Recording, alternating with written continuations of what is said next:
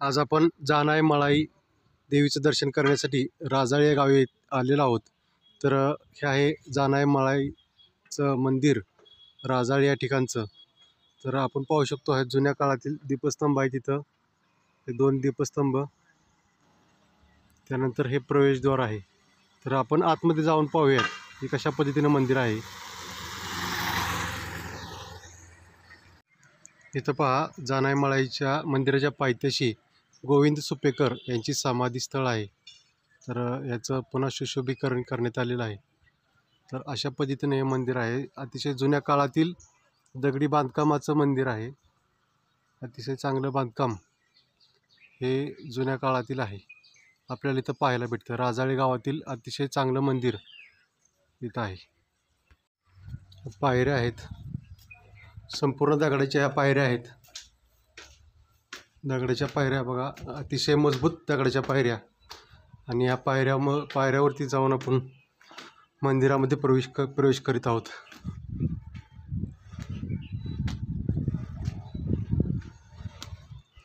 या साईडला ऑफिस आहे मंदिराचं।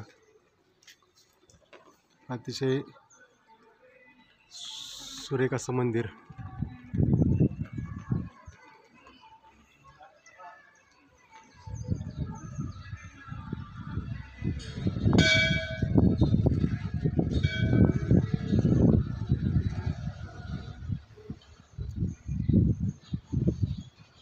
ही मंदिराच्या चारही बाजूने सुरक्षा रक्षक भिंत तयार केलेली आहे।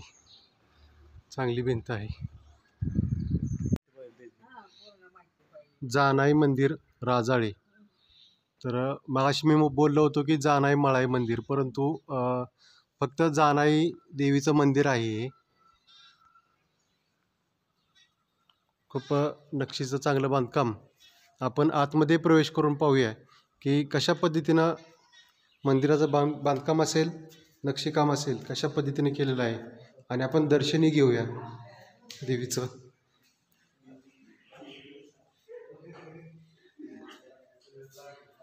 सध्या तरी लॉक आहे, तरीही आपण थोडंसं कॅमेरा आतमध्ये घेऊन पाहूया। अतिशय सुंदर अशी मूर्ती इथं आहे जानाई देवीची।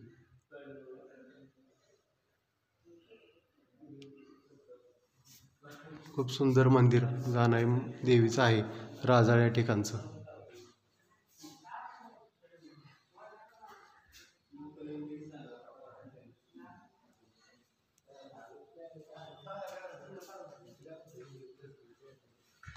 जानाई मळाईचं इथं अंडरग्राऊंड भुयार आहे असं येथील युवक सांगतायत।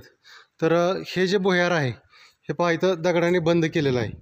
तर इथं छोटंसं होल दिसतंय पहा, त्या होलमध्ये आपण पाहू शकतो, इथून आतमध्ये दिसतंय पहा, हे म्हणजे दगडाने पूर्ण बंद केलेलं आहे। आणि येथील युवकही सांगतात की जर तुम्ही शोधलं तर आतमध्ये रस्ता कुठे जातोय काय हे तुम्हाला कळेल, परंतु जुन्या काळातील असल्यामुळे सध्या ते बंद केलं असावं असा एक अंदाज असा आहे।